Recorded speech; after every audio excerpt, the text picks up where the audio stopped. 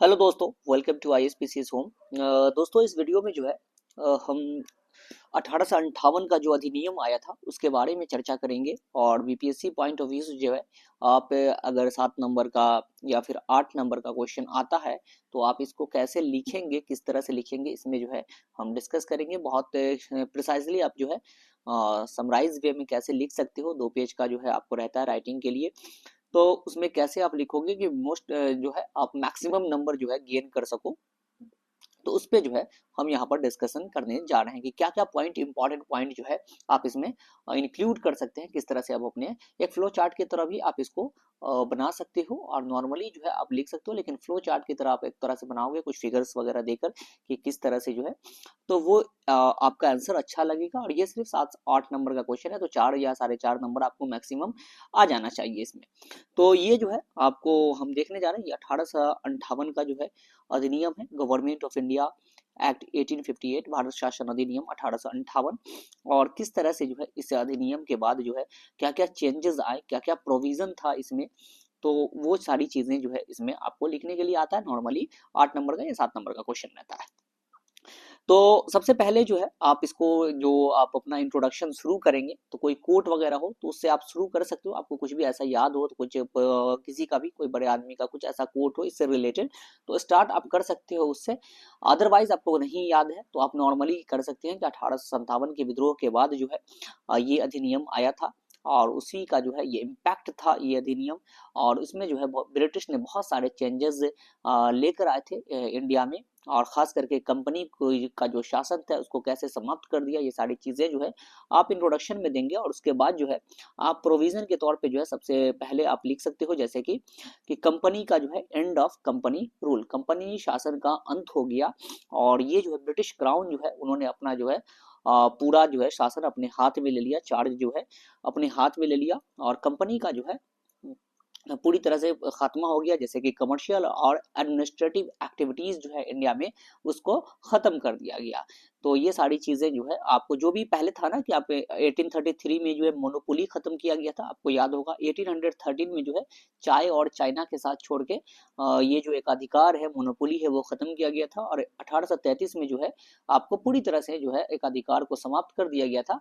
और इसमें जो है यहाँ पर कंपनी के सारे चीजों को जो है खत्म कर दिया, पूरा कंप्लीट जो है पावर का ट्रांसफर कर दिया गया क्राउन के पास। अब जो है ब्रिटिश क्राउन जो भी होगी वो जो है भारत को ये देखेगी, कंपनी का उसमें कोई हस्तक्षेप नहीं होगा, कोई भी इंटरफेरेंस नहीं होगा।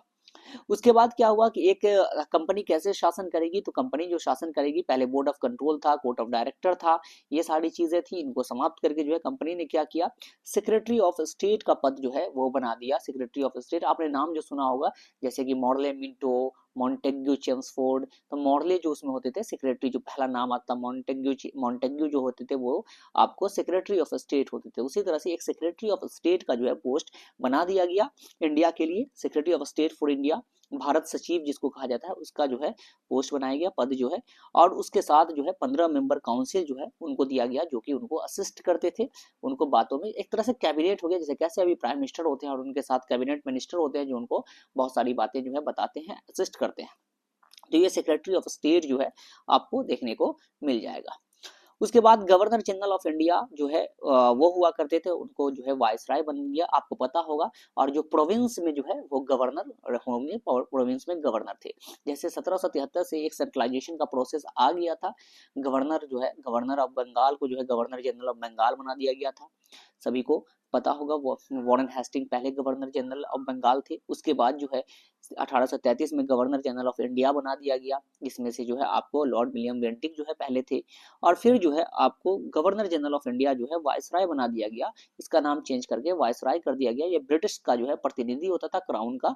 और ये जो है पहले कैनिंग थे। और वायसराय का मतलब ये होता है vice to royalty, vice to royalty. Royalty मतलब क्या है कि आपको जो इंग्लैंड में शासन कर रहे हैं जो राजा महाराजा है उनके बाद वाला, तो ये सारी चीजें जो है वो डायरेक्ट उनके रिप्रेजेंटेटिव हो गए। इसलिए जो है इनको, क्योंकि कंपनी, ये गवर्नर जनरल तो कंपनी की तरफ से आया था, वायसराय डायरेक्ट से ब्रिटिश के हो गए, तो ये जो है गवर्नर जनरल का पोस्ट वायसराय कर दिया गया।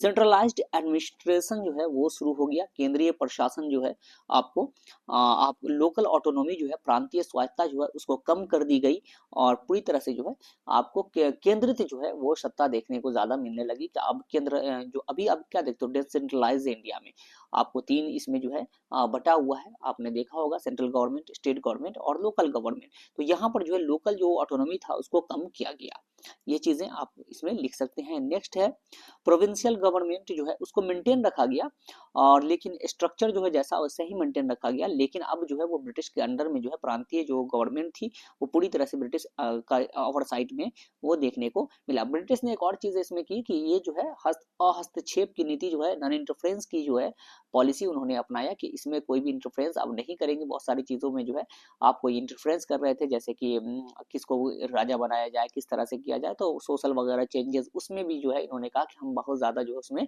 इंटरफेयर नहीं करेंगे इंडिया के सोशल चेंजेस, रिलीजियस चेंजेस में।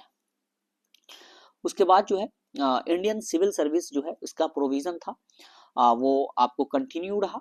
हाँ, ब्रिटिश के अंदर ही इंडियन सिविल सर्विस जो है वो कंटिन्यू रहा। तो ये जो है पॉइंट आप डाल सकते हो। तो इस तरह से जो है आप 5-6 पॉइंट जो है वो आप डाल सकते हो, तो जिससे जो है आपका पॉइंट हो जाएगा, और आप आराम से जो है कुछ चीजें इंट्रोडक्शन के तौर पर उसके बाद कंक्लूड कर दीजिएगा इससे क्या इम्पैक्ट पड़ा, ब्रिटिशर्स ने इंडिया के लिए क्या क्या लेकर आए।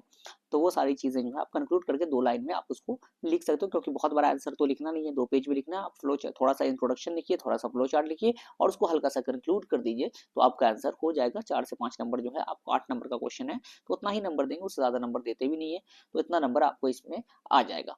तो ये जो है हमारा 1858 के अधिनियम के बारे में था। इसी तरह से जो भी हमारा क्वेश्चंस है उस पे जो है जो मोस्ट एक्सपेक्टेड क्वेश्चंस वगैरह रहते हैं उस पे लगातार जो है मेंस के रिगार्डिंग मैं आपको यहाँ पर डाल दूंगा। जिनको भी अच्छा लगे तो शेयर कर दीजिएगा, लाइक वगैरह कर दीजिएगा। Okay, thank you.